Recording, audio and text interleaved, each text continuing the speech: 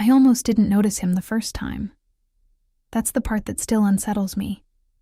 The idea that danger can walk into a room wearing a perfectly pressed suit, smelling of cedarwood and something darker underneath, and your body registers the threat before your mind does.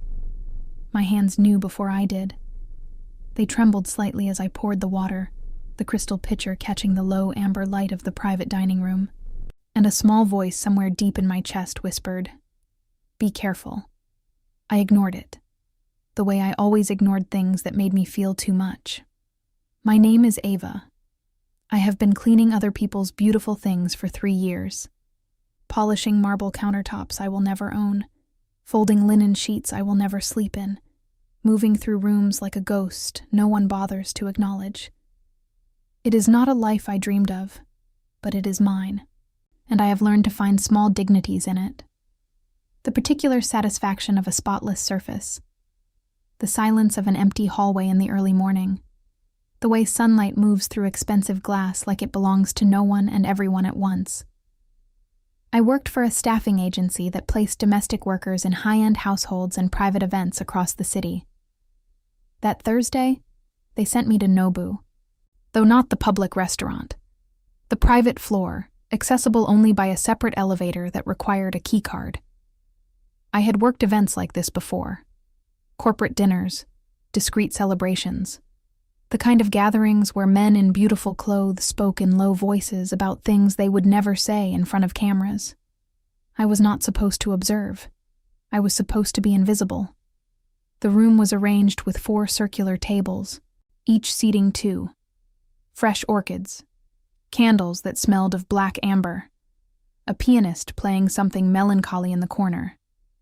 I noticed the security immediately. 2 men near the entrance who were too still, too alert, their eyes moving in patterns rather than wandering the way ordinary people's eyes do. A third stood just outside the hallway. None of them wore uniforms. All of them wore earpieces. And then I noticed the man they surrounded. He was younger than I expected. That was the first thing. His youth, startling against the authority he carried without effort or announcement. Korean, with the kind of face that belonged in a different context entirely. Something quieter and less complicated than whatever this was. Sharp jaw, dark eyes that absorbed the room in unhurried sweeps. Black suit, perfectly fitted, the collar of his white shirt open at the throat. And there, climbing from beneath the fabric, curling up his neck in elaborate dark ink, tattoos that told a different story than the elegance of everything else about him. His name, I would learn later, was Youngjae. But that night, I did not know his name. I only knew the way the room shifted when he moved through it. The way other people, the other guests, the staff who had been here longer than me, became slightly more careful in his presence. The pianist, without any visible signal, transitioned to something softer. The man near the door straightened almost imperceptibly. I kept my eyes down. This was a skill I had spent years perfecting. The evening's arrangement became clear as the guests arrived. 4 women, each escorted to a separate table. Each woman was beautiful in a distinct way. One in red, confident and practiced in her elegance. One in emerald silk, younger, nervous beneath her smile. One in white, who moved as though she had always expected rooms to arrange themselves around her. And the 4th table remained empty for a long while, which I noticed only because I had been asked to maintain all 4 place settings equally. Youngjae sat at a 5th table, slightly apart, with a clear sightline to all 4. Beside his plate rested a glass of water he barely touched, and a small leather folio I was instructed never to approach. I understood, gradually, that this was not a dinner party in any conventional sense. An hour in, one of his men, the one with the slight scar below his ear, moved between the 4 women's tables, presenting each with a slim envelope. I was close enough to the 2nd table to hear the small sound the woman in emerald made when she opened hers. Not quite a gasp. Something more restrained than that, but unmistakable. I didn't see what was inside. I was already moving to refill a water glass. What I did notice was Youngjae watching. Not the women. Not exactly. He was watching their reactions. His expression gave away nothing, but his attention was total, the way a very still body of water contains enormous depth. One finger rested lightly against his jaw. He did not smile. He only watched. The woman in red laughed and said something in a low voice to the man who had delivered her envelope.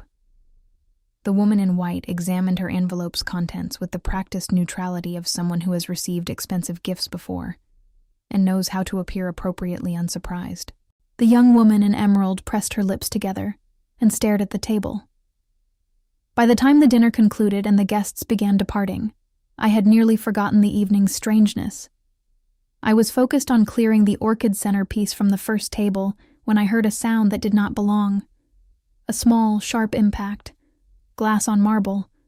I turned without thinking. The crystal water glass I had set at the empty fourth table, the one that had never been occupied, had tipped. A slow spread of water moved across the white linen. I reached for it quickly, pressing my service cloth to the tablecloth, and in doing so I stepped back and collided, solidly, with something behind me. Not something. Someone. The impact was enough to send the small leather folio I had been warned never to approach skidding from the edge of a nearby stand, scattering its contents across the floor. Several envelopes. A single black card, matte and heavy, unlike anything I had ever held. I dropped to my knees immediately, gathering everything with shaking hands. I'm so sorry. I'm so sorry I didn't see. The room had gone very quiet. I looked up. Youngjae stood above me. Close.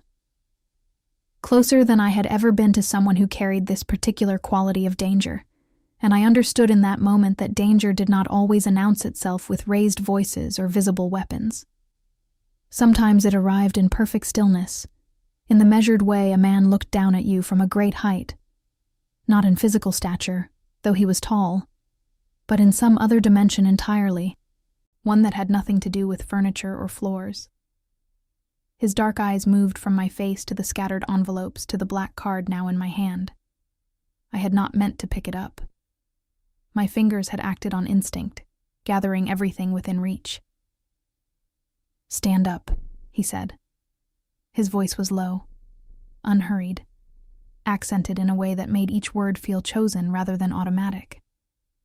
I stood. The card was still in my hand. I held it out to him immediately, my arm steady through sheer willpower, because everything else inside me was not. He did not take it right away. He looked at me for a long moment, the kind of look that does not catalog appearance but catalogs something else, something I did not have a name for. Then his gaze moved to the card, then back to my face. "What is your name?" he asked. "Ava," I said. "I work for the agency. I'm very sorry about the folio. Nothing is damaged. I made sure..." "Ava." He repeated it as though testing its weight. Not unkindly. Not warmly either. Simply as a fact being filed somewhere. He took the card from my hand. His fingers brushed mine for less than a second. The contact was nothing. It was the most ordinary thing in the world, and yet I felt it travel up my arm and settle somewhere near my sternum, strange and unwelcome. "The glass," he said. "I'll replace the linen immediately." "No." He glanced at the overturned glass, then back at me. "The fourth table was supposed to remain untouched. Who told you to set it?" I blinked. "The event coordinator. She said 4 tables, 4 full settings." Something shifted in his expression. Not anger, something more internal than that. He opened the leather folio, glanced inside, and closed it with the quiet precision of someone accustomed to controlling whatever reaction they allowed themselves. Then he looked at me again. "Go home," he said. "The agency will receive your payment." He turned away before I could respond. His security moved with him, the 3 men reshaping themselves around his trajectory, as naturally as water moving around stone.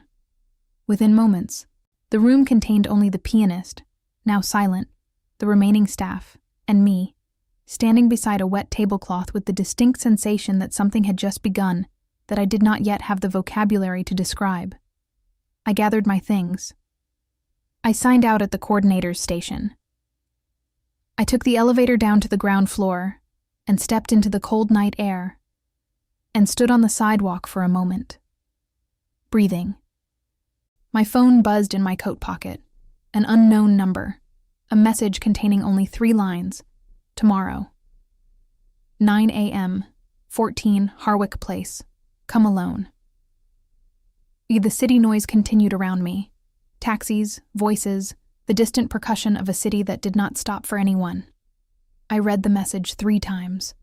My thumb hovered over the screen. I should have deleted it. I didn't. 14. Harwick Place was not what I expected. I had spent the night constructing versions of it in my mind.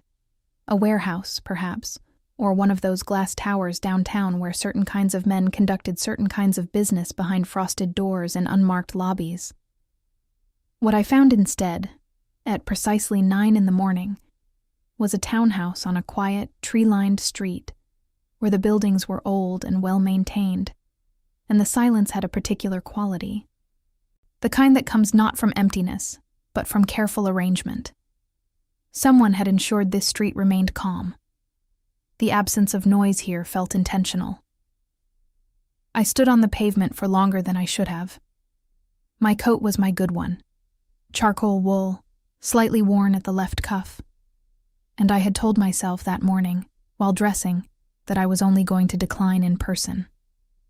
That it was safer to say no face to face than to ignore a message from a man surrounded by armed security. That this was practical reasoning, not something else. I was lying to myself, but I was doing it very neatly. A man appeared at the top of the townhouse steps before I reached them.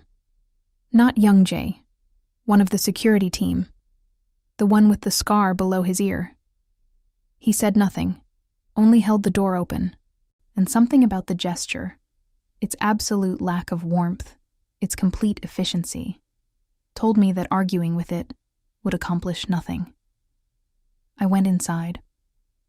The interior was the opposite of the event space from the previous night, where Nobu's private floor had been theatrical. Orchids, candlelight, calculated atmosphere. This was spare. Expensive in the way that required no announcement. Dark wood floors, high ceilings. A painting on the far wall that I recognized, distantly, as the kind of work that belonged in institutions rather than homes. The air smelled of coffee and, underneath it, that same cedarwood darkness I had registered the night before, and then spent several hours trying not to think about. I was shown to a sitting room off the main hallway. The man with the scar left without speaking. I sat. I waited 11 minutes. I know because I watched the clock on my phone with the particular attention of someone who needs an anchor, and counting seconds was the only anchor available to me. Then Youngjae came in. He was less formally dressed than the night before. Dark trousers, a charcoal sweater with the sleeves pushed to his forearms, revealing the edges of the ink that covered more of his skin than the open collar had suggested. He carried 2 cups of coffee and set one in front of me without asking whether I wanted it. He sat across from me, and for a moment he simply looked at me with those dark, unhurried eyes, and I had the unnerving sense that he had already decided several things before entering the room. "You're wondering why you're here," he said. "Yes. And you came anyway." It wasn't a question, but it felt like one.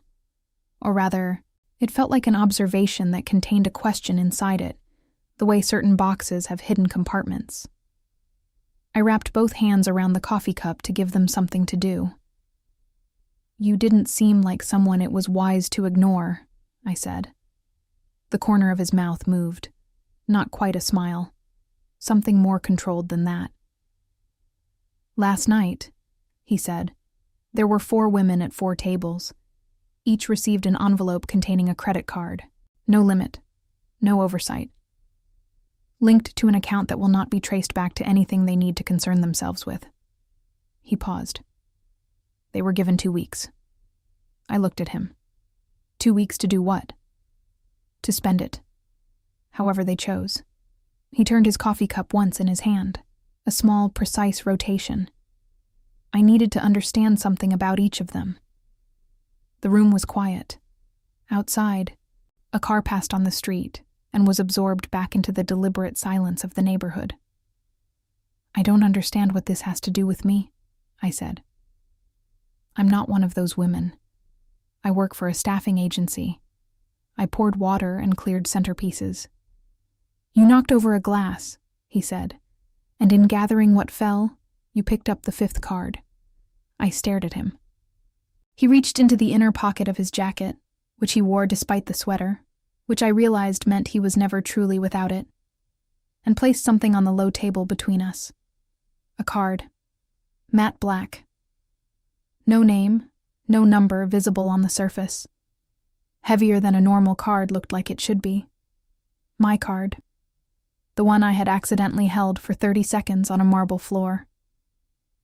I don't want that, I said, and I was proud of how level my voice came out. You haven't heard the terms. I don't need to. I'm a housekeeper. Whatever this is, I'm not the right person for it. He regarded me with an expression I could not fully read, and that inability unsettled me more than a readable expression would have. A man who lets you see his reactions is a man who has decided you are not a threat. A man whose face reveals only what he chooses to reveal is something else entirely. The women I selected, he said carefully, were chosen because they exist in a particular proximity to my world. Each of them has a connection I needed to examine. What a person purchases when given unlimited resources and zero accountability tells me more than any conversation could. He glanced at the card on the table. You were not selected. What happened was an accident. But I am someone who pays attention to accidents. Why? Because accidents reveal what arrangements conceal. He leaned back slightly. You held that card for 30 seconds. You gathered everything else first. The envelopes, the folio, and that card was the last thing you picked up. When you offered it back, your arm was steady. Most people in that position are not steady. I said nothing. I didn't know what to say.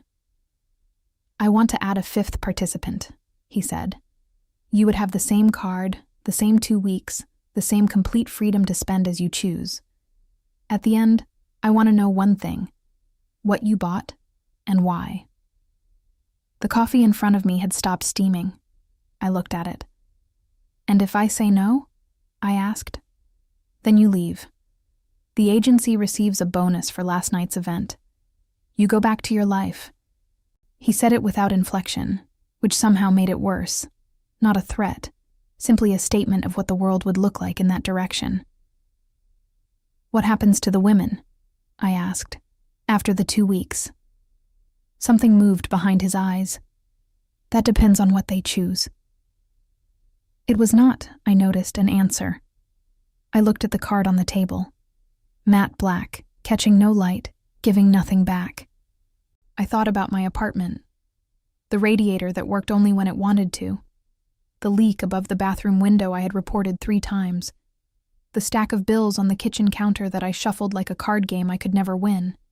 I thought about my mother's voice on the phone last Sunday, carefully not asking whether I was managing. I thought about the 11 minutes I had sat in this room waiting, and how I had not left. 2 weeks, I said. 2 weeks. And this is, what, a test of character? It is a test of nature, he said. Character can be performed, nature cannot. I reached out and picked up the card. It was heavier than it looked. I turned it once in my fingers, the way he had turned his coffee cup, and I set it in my coat pocket and picked up my coffee because suddenly I needed something warm and ordinary. He watched me do all of this. He watched the way people watch things they are genuinely interested in, but have trained themselves not to reach toward. You'll have questions, he said. I have about 40 of them right now. Save them." He stood, which signaled that the meeting was over in the way that only certain men can signal such things. Not rudely, but with a finality that the room itself seemed to recognize. "You have my number." "I have a number," I said. "I don't know that it's yours." He looked at me, and this time the corner of his mouth moved in a way that was slightly more than before, slightly less controlled, and it was gone so quickly I almost doubted it.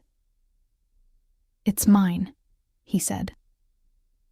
The man with the scar appeared at the doorway. I did not hear him approach, which meant he had been very close for some time. And I was shown back through the dark-floored hallway, past the painting that belonged in a museum, and out into the cold morning air of a street that had been arranged to stay quiet.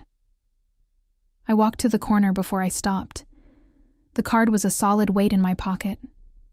I pressed my palm flat against my coat, feeling it through the wool, and stood there while a woman walked past with a small dog and a delivery truck rumbled by, and the city continued its indifferent motion. 2 weeks. I had no idea what I was going to do with an unlimited credit card. That was the honest truth. I had spent so long calculating every purchase, weighing every small expenditure against every other small expenditure, that the concept of no limit produced something close to vertigo. It was like being told the ground had been removed, not dangerously, simply structurally. The thing I had always used to orient myself was gone. I took the bus home. I sat with the card in my pocket, and my hands folded in my lap, and my eyes on the middle distance, and I thought about what Youngjae had said. Nature cannot be performed. I thought about the woman in red, who had laughed.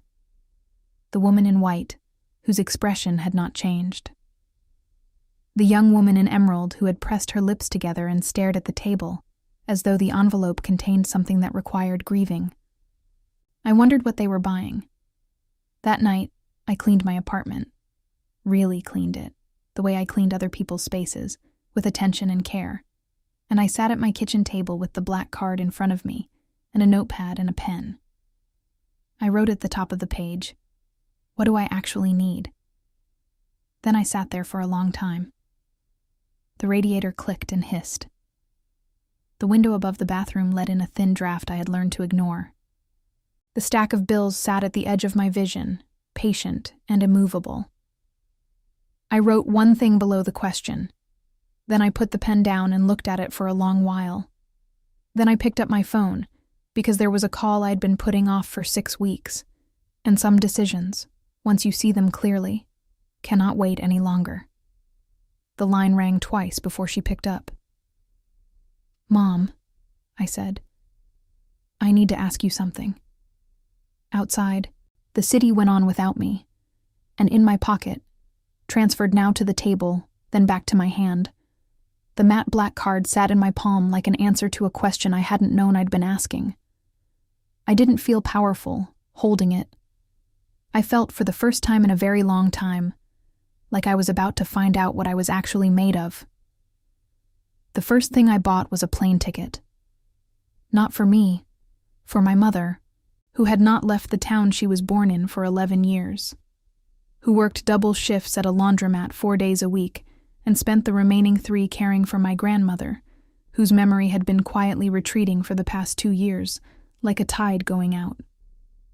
I bought my mother a round-trip ticket from Raleigh to New York, and then I booked her into a hotel 3 blocks from my apartment.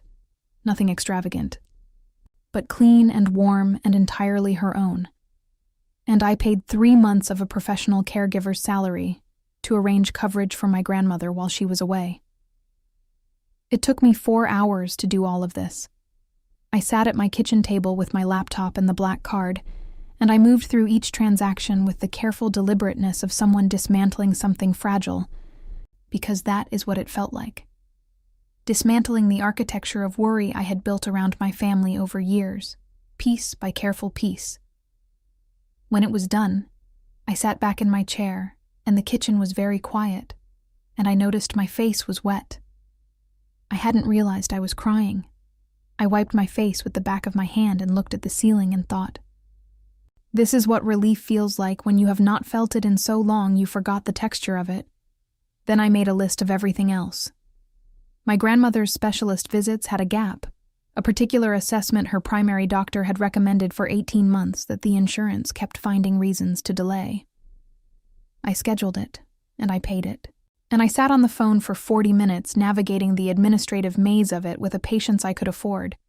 Because for the first time, the obstacle was not money, but only bureaucracy, which is exhausting but survivable. I paid off the remaining balance on my mother's car. I bought a new radiator part. Not the whole unit, just the component a repairman had told me 2 years ago would fix the problem. The one I had written down and never purchased because the timing was never right.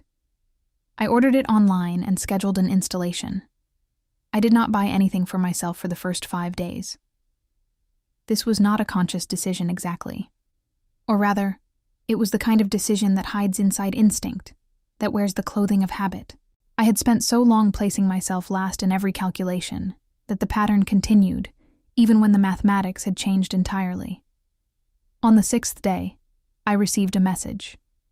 Not from the unknown number.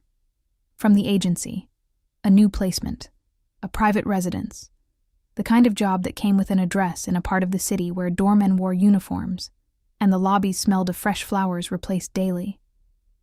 I almost declined. But the rent was not going to pause for my strange 2-week interlude, and the card in my pocket was not mine to keep, and I had not entirely lost my grip on that particular reality. The address was in the Harwick district, 3 streets from the townhouse with dark floors and a painting that belonged in a museum. I noticed this and told myself it meant nothing. The residence was a penthouse, the kind that occupies an entire floor and refers to its rooms by their orientations. The north sitting room, the east study, as though the compass is a reasonable way to navigate one's home. I was there to deep clean ahead of a private dinner the following evening. The usual protocol. No personal items disturbed, no closed doors opened, work within the agreed areas, be finished and gone before 4. I was cleaning the kitchen. Extraordinary kitchen. The kind designed more for the statement of having it than for regular use. Though someone had been using it, there were marks of genuine habitation. When I heard the elevator. In a residence like that, the elevator opened directly into the entry hall. I heard the doors, and then footsteps, and then a voice I recognized with a physical response that moved through me before I could intercept it. A tightening across the shoulders, a new alertness in the room, as though the air itself recalibrated. I set down the cloth I was holding.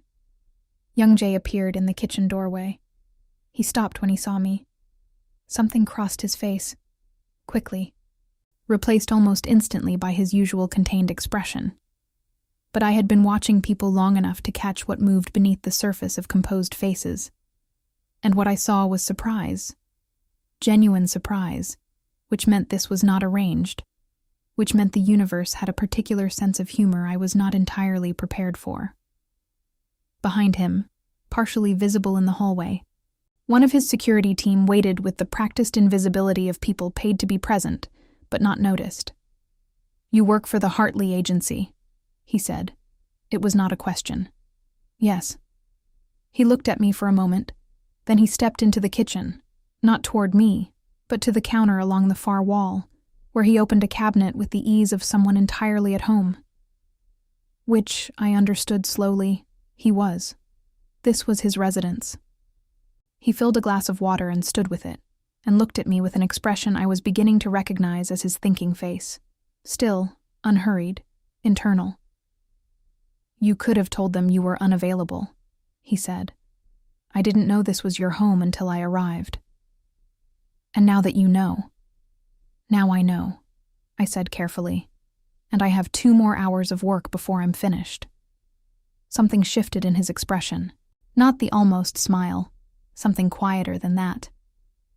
He set down his water glass and looked at the kitchen with the slightly abstracted gaze of a man reassessing a situation he thought he had already assessed. "How are you finding it?" he asked. "The 2 weeks." I considered the question. "Disorienting," I said honestly. "In what way?" "I keep waiting for the limit," I said. Every time I make a purchase, some part of me expects the card to be declined, expects to hit the wall, and then it isn't there. And I stopped. Disorienting, I said again, because the word was accurate even if it was insufficient. He watched me with that quality of attention that made me feel simultaneously examined and, strangely, seen in a way that had nothing to do with scrutiny. "What have you bought?" he asked. The question was quiet, conversational in its surface, but I had learned in 6 days that Youngjae's conversational surfaces were like that painting in the hallway, more layers underneath than the front revealed. "That's for the end of the 2 weeks," I said. His eyes moved over my face. "Yes," he said, "it is." He picked up his water glass and left the kitchen. I heard him move through the east study, and then a door closed somewhere distant in the apartment, and I stood beside the extraordinary counter in the extraordinary kitchen and pressed both palms flat against the cool surface and took several careful breaths. I finished my work in 2 hours and 7 minutes. On my way out, I passed the entry hall, and on the console table near the elevator, I noticed something that had not been there when I arrived. A small paper bag, the kind from a bakery. On it, a single word written in a handwriting that was precise and slightly angular. Ava. Inside, a coffee, still warm, and a pastry wrapped in wax paper. I stood there looking at it for a long moment. Then I took it, because refusing felt like a different kind of performance than accepting. And I had been in this man's orbit long enough to understand that performing indifference I did not feel was not the same as possessing it. The coffee was exactly the way I took it. I had told him nothing about how I took my coffee. I had not been back to the townhouse since that first morning, which meant he had noticed at the dinner 2 weeks prior the cup I had been given and barely touched. And he had remembered. A man who notices what you take in your coffee and files it away for later is either very considerate or very deliberate, and I was not yet certain which of those things was more unsettling. The second week moved differently than the first. My mother arrived on a Thursday, smaller than I remembered and more tired around the eyes, and when she stepped through the arrival gate and saw me, she did something she had not done in years. She stopped walking and just looked at me, the way you look at something you have been worried about and are relieved to find intact. We did not talk about the card. I had described it only as a work arrangement, a temporary provision, vague enough to be technically true. What I told her instead was, "You are here, and there is nothing to manage this week, and we are going to simply be in the same place for a few days." We walked in the park. We found a restaurant she liked, nothing expensive. She was suspicious of expensive. She ordered the soup and was delighted by it. We sat in my apartment in the evenings, and she fixed the hem on 2 of my work blouses that I had been meaning to address for months, and I sat across from her and watched her hands and felt the specific ache of loving someone you do not see enough. On her 3rd evening, she looked at me across the kitchen table and said, "Ava, what is happening with you?" "What do you mean?" "I mean something is different. You seem—" She searched for the word. Pulled in 2 directions. I looked at my hands. "There's someone," I said, which was both the most honest and least complete sentence I could construct. She was quiet for a moment. "Someone good?" "I don't know yet," I said. "I think he might be. In a way that doesn't make immediate sense." She considered this with the patience of a woman who has learned that pressing daughters rarely yields more than closing them. "Be careful," she said finally. Not a warning exactly. Something more like, remember who you are while you figure out who he is. 3 days after my mother flew home, I received a message from Youngjae's number. 2 weeks is tomorrow. I sat on my bed and read it 3 times, and then typed back, "I know." 3 minutes passed. Come at 9. I set the phone face down on the mattress and lay back and stared at the ceiling and thought about what I had written in my notepad that first night, what I had bought, what it meant. What I was going to walk into that townhouse and say, and whether the saying of it would change something between us that I was only beginning to understand, had been changing regardless. My phone buzzed once more. This time it wasn't a message. It was a photograph. Taken, I realized after a disoriented moment, from a car on a street I recognized. My street.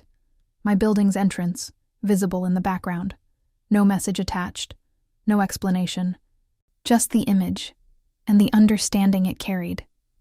That he had been there, outside, in a car I had not noticed, watching the building the way people watch things they are not ready to approach directly. I pressed the phone to my chest and lay in the dark and thought, this man is dangerous in every way I already knew, and in at least one way I didn't. The ceiling told me nothing useful. Morning was 9 hours away. I did not sleep well.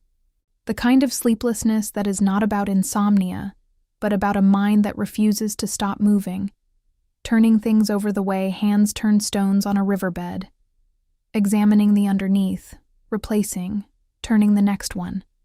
I lay in the dark and thought about the photograph, about a black car on my street, idling in the cold, containing a man who controlled rooms without raising his voice, and remembered how strangers took their coffee, and had sent me a picture of my own building with no explanation attached, as though the explanation was the photograph itself.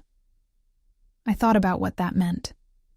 I had spent enough of my life around powerful men, not men like Youngjae, not that particular species of quiet authority, but powerful in the ordinary ways, the ways that express themselves in dismissal and assumption, to understand the difference between a man who watches because he wants to possess and a man who watches because he cannot stop himself. The first kind is a warning. The second kind is something more complicated. I was not certain yet which one Youngjae was, and the uncertainty itself was information. At 6 a.m, I gave up on sleep and made coffee, and sat at my kitchen table with my notepad. The page I had written on that first night. One question at the top, one answer below it. I read the answer again, and it still seemed true, and the fact that it still seemed true after 2 weeks of having every financial door thrown open before me was, I suspected, precisely the point. I showered and dressed carefully. Not the charcoal coat this time, a deep burgundy one I had owned for 4 years, and saved for occasions that required feeling armored. I looked at myself in the bathroom mirror for a long moment.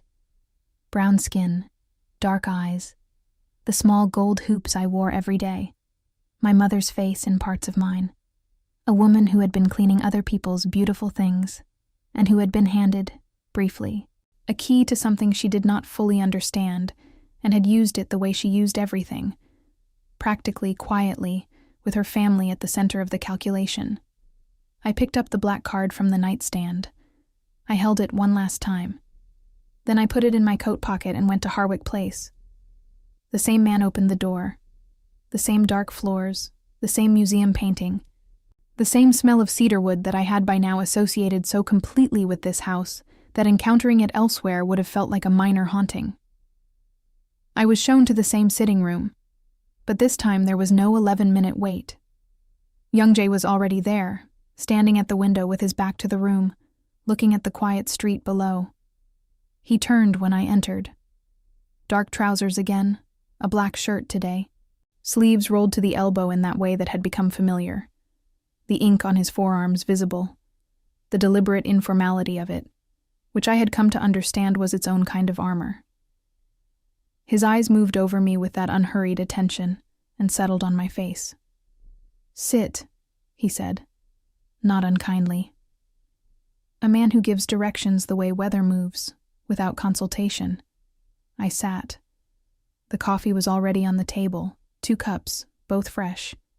I wrapped my hands around mine and waited. He remained standing for a moment, which told me something about his state of mind. Youngjae seated was Youngjae fully in control of a situation. Youngjae standing was Youngjae still navigating one. Then he sat, in the chair across from me, and rested his forearms on his knees, and looked at me steadily. "The other 4 women," he said. "Do you want to know what they bought?" I considered. "Only if it's relevant to what you're about to tell me." Something shifted in his expression, that quality of recalibration I had seen before. "It is," he said. He listed them without consulting anything, which meant he had been carrying the information in his head, which meant it mattered to him in a way that went beyond data collection. The woman in red had spent heavily on herself. Clothing, travel deposits, a jewelry purchase that had required its own appointment. Nothing illegal, nothing cruel. Simply the honest expression of a woman who had been waiting for permission to want things openly. The woman in white had transferred a significant sum to a separate account within the first 48 hours. An account linked, his people had determined, to a man who was currently the subject of a financial investigation connected peripherally to Youngjae's own operations. She had not spent the money. She had moved it. As a gift, or a warning, or a message. That part remained unclear, but the action itself was clear enough. The young woman in emerald had purchased almost nothing. A book. A meal at a restaurant she had described to a friend, in a phone conversation his team had monitored, as the nicest place she had ever eaten alone. She had withdrawn a modest amount of cash and given it, in an envelope, to a shelter 2 neighborhoods from where she lived. Then she had called the number she had been given for questions, and said quietly that she did not think this arrangement was right for her, and she would like to return the card. The 4th woman, the one whose table had sat empty, had never appeared. She had been the connection Youngjae most needed to examine, and her absence had been, itself, its own answer. I listened to all of this without speaking. "And the 5th card," he said. He looked at me. "What did you buy, Ava?" I set my coffee cup down. I reached into my coat pocket and placed the card on the table between us, the way he had placed it 2 weeks ago, and then I opened my coat and produced the notepad. My small, ordinary notepad, slightly bent from living in various pockets, and I found the page and slid it across to him. He looked down at it. At the top, "What do I actually need?" Below it, in my handwriting, "For my mother to rest. For my grandmother to be seen by the right doctor. For the people I love to have what they need while I cannot provide it at the scale they deserve." And below that, a list. Itemized, dated, receipted. I had kept every confirmation. The plane ticket, the hotel, the caregiver, the specialist appointment, the car payment, the radiator part. A winter coat for my grandmother because she had mentioned being cold, and I had remembered it for 2 months before I had the means to act. At the bottom of the list, one final item, dated 4 days ago. One dinner. For my mother and me. At the restaurant she chose. Soup, she said, was the best she'd ever had. $34 including tip. Youngjae read the page.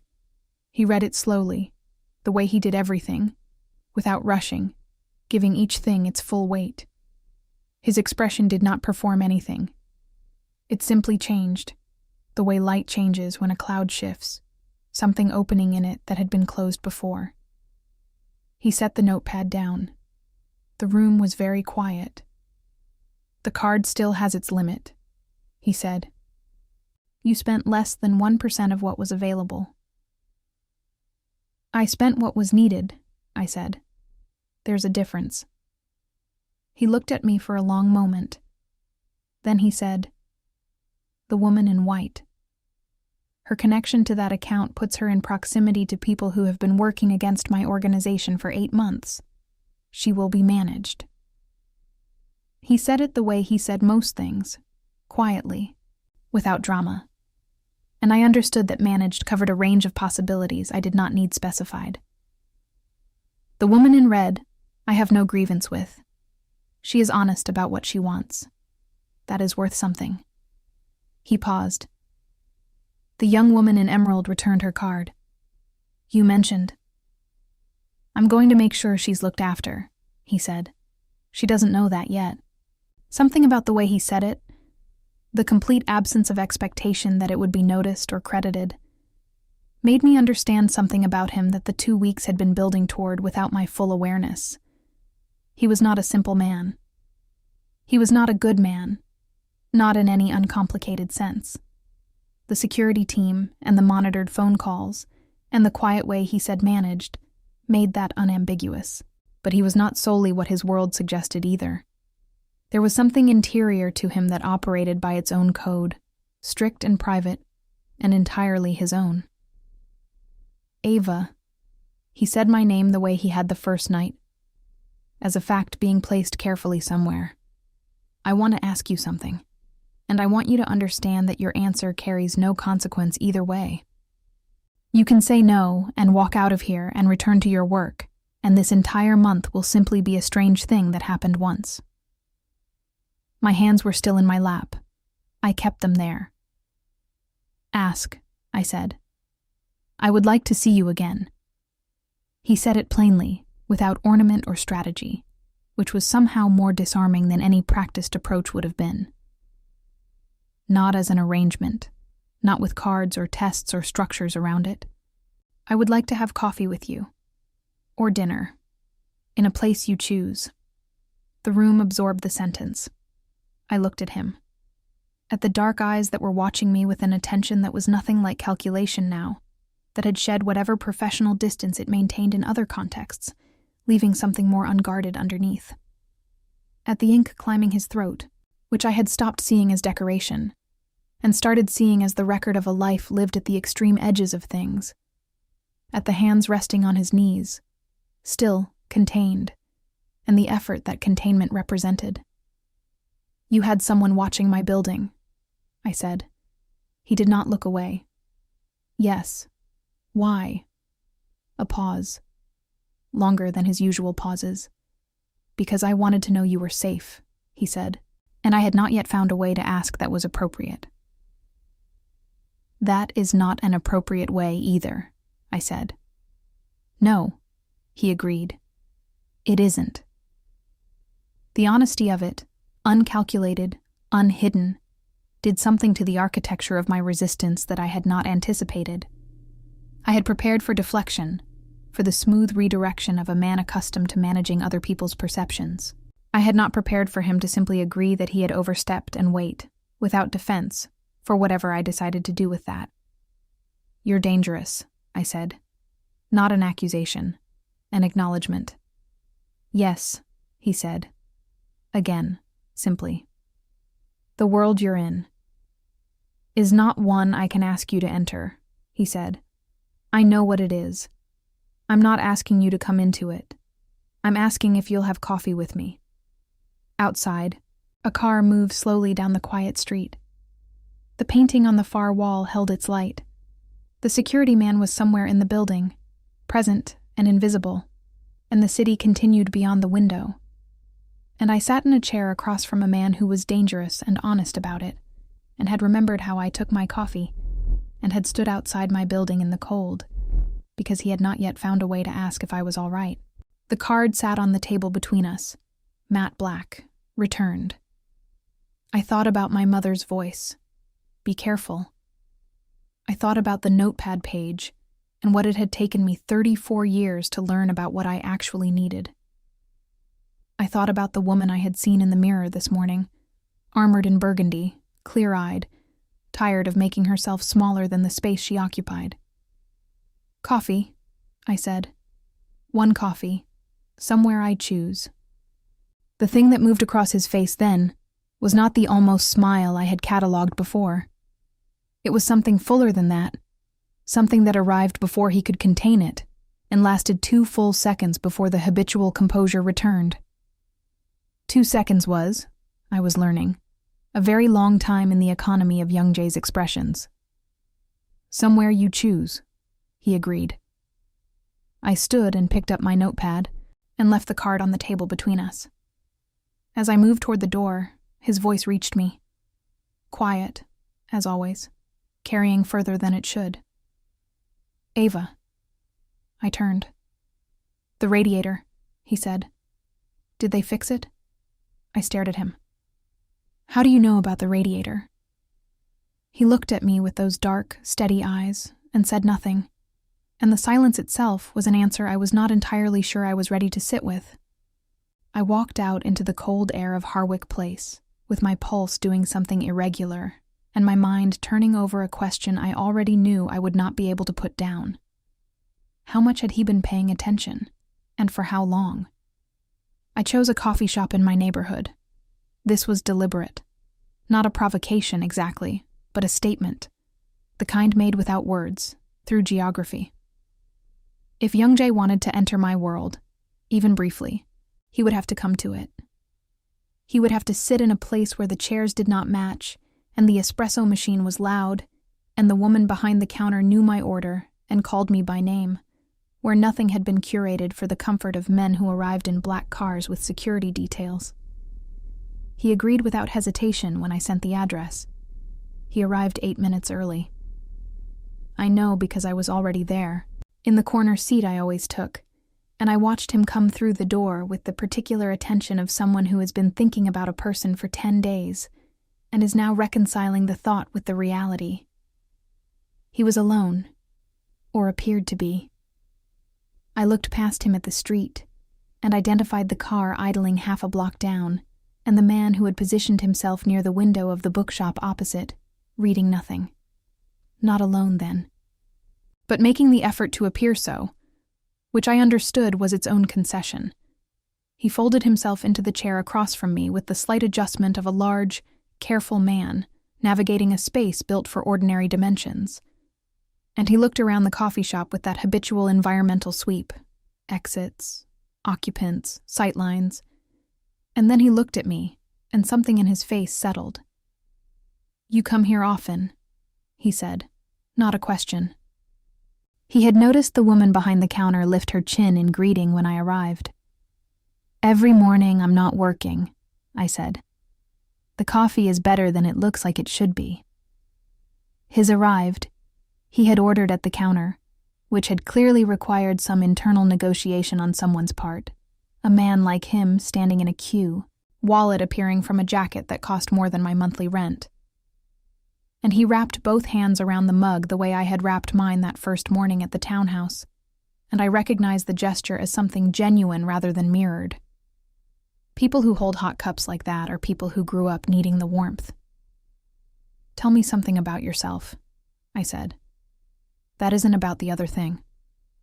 He looked at me steadily. "The other thing.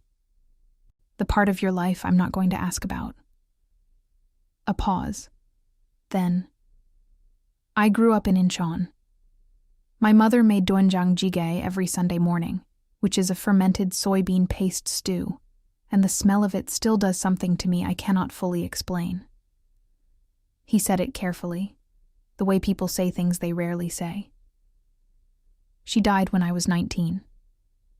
The Sunday morning smell has been difficult to encounter since then." The coffee shop was warm and slightly too loud, and the espresso machine hissed behind us. "I'm sorry," I said. "It was a long time ago." He turned his mug once. "What about you?" "My mother is alive," I said. "You've essentially already met her, through the card." Something moved in his expression, recognition, and beneath it, something that might have been moved, though he would not have named it that. "She came to visit." "She did. We had soup." I looked at him. "I want to ask you something, and I want you to answer me honestly." "I'll try," he said, which was more honest than of course would have been. "The radiator. My building. How long had you been paying attention before that dinner at Nobu?" He held my gaze without flinching. "The agency your staffing company contracts through has been on my radar for 14 months. You appeared in their records 8 months ago, when you took on a placement at a property connected to someone I was monitoring." He paused. "You were not the subject of interest. You were simply present in information I was already reviewing. But you noticed me." "I notice everything," he said. "It is a professional habit I cannot turn off. A beat. With most things. And with me?" He looked at me for a long moment. "With you," he said carefully. "It became something other than professional some time ago. I am aware that this is not a simple thing to hear. It wasn't. I sat with it, the way you sit with something heavy. Not because you mean to keep it, but because putting it down requires more than a single movement. The woman in white, I said, the one who moved the money. Is she safe? She is being managed carefully, he said, which I understood meant she was being removed from proximity to the situation rather than anything more permanent. I chose to understand it this way, because the alternative was a door I was not yet prepared to fully open. She made a choice with full awareness. The consequences are proportional. And the girl in emerald? His expression shifted into something quieter. She received an envelope last week, anonymous, enough to cover 6 months of her rent and her sister's tuition. He looked at his coffee. She has nothing to do with any of this. She was invited by mistake, through a connection that turned out to be less relevant than I thought. She deserved to leave clean. I looked at him. You did that already, before today. Yes, without telling me. You weren't owed the information, he said. I didn't do it for your knowledge of it. This was, I was learning how he operated. Not for observation or credit, but according to an internal ledger whose accounting was entirely his own. It did not make him uncomplicated. It made him a specific kind of complicated, the kind that takes time to read and longer to trust. We stayed in that coffee shop for 2 hours. He told me about Incheon's harbor, how the light sits on the water there in a way that is distinct from any other water he has encountered since. I told him about my grandmother's voice when she is fully present, clear and sharp and full of opinions, and how those moments are becoming rarer and more precious in direct proportion to their rarity. He told me, briefly and without details, that he had built what he built because it was the only structure available to him at 19, grieving and alone in a city that had no use for grief. I told him that I had been invisible for so long that being seen clearly, by anyone, still produced a reflex to step back into shadow. He listened to this last part with particular attention. Don't, he said. Just that. Not an instruction exactly. Something quieter. A preference. Almost a request. Don't step back. Outside, the city moved through its ordinary morning, and the man by the bookshop turned pages he wasn't reading, and the car idled half a block down, and none of this was simple or clean, or without its complications. I knew what Youngjae was. I knew the weight of the world that moved around him, the shadow it cast, the way proximity to it changed the temperature of ordinary life. My mother's voice. Be careful. My own voice, from that first night. What do I actually need? What I needed had never been safety in the abstract. What I needed was to stop arranging myself around other people's comfort and disappearing into the arrangement. What I needed was to be known by someone who looked at the whole of me, the carefulness, the loyalty, the quiet stubbornness, the 34 years of placing others first, and did not find it inconvenient. After 2 hours, I said I had a shift that afternoon and needed to go. He walked me to the door of the coffee shop. Outside, on the pavement, the cold air arrived between us, and we stood for a moment in the particular suspension of people who have not yet determined the grammar of their goodbye. I want to see you again, he said. I know, I said. That isn't an answer. I know that too. He looked at me with those dark eyes and waited, which was something I had observed him do repeatedly. Wait, without filling the space, without maneuvering into it. A man who could be still. There are things about your life I won't be able to accept, I said. I don't know yet which ones or how many. I need to be honest about that. I know, he said. And there are things about mine, my family, my work, the life I've built in the space I have, that aren't negotiable. They don't change because of whoever you are. I wouldn't want them to, he said. And then, after a pause, with a precision that suggested he had thought about it, they are most of what I respect about you. The city went on around us. A woman passed with a stroller. The bookshop man turned another unread page. Saturday, I said. There is a market 2 streets from here. I go on Saturday mornings. You can come if you want. Something happened in his face. Full and unguarded, arriving before the composure could intercept it, lasting longer this time than 2 seconds. Saturday, he agreed. I walked back toward my building. I did not look back, though I felt his gaze on me with that same quality it always carried. Total, unhurried, the attention of a man who has filed you somewhere important and does not intend to lose track of you. At the corner, I stopped, because something had occurred to me. I turned. He was still there, on the pavement outside the coffee shop, watching me with his hands in his jacket pockets and the cold air around him and the quiet street behind him, exactly as still as he always was, as though the city moved and he simply remained. I thought about a matte black card, heavier than it looked. A notepad page. Soup at $34, including tip. A photograph of my building sent in the dark by a man who did not yet have appropriate language for concern. A radiator, finally fixed. My mother's hands, hemming my blouses in a warm kitchen. I thought about the woman I had seen in the mirror, armored, clear-eyed, done with disappearing. I raised one hand. A small gesture, an acknowledgement. He raised one in return, equally small, equally precise. Then I turned the corner and walked home through the cold morning, and I was not the same woman who had stood on a pavement 10 days ago, reading 3 lines from an unknown number. I knew this not because anything dramatic had shifted, but because of something far quieter. Because for the first time in longer than I could honestly account for, I was walking toward my own life instead of maintaining someone else's, and the difference felt exactly like what it was. Like finally, after years of moving through rooms like a ghost, taking up the space that had always been mine to take. The city held me in its ordinary noise. Somewhere behind me, a black car pulled slowly away from the curb. And somewhere ahead, a Saturday was coming.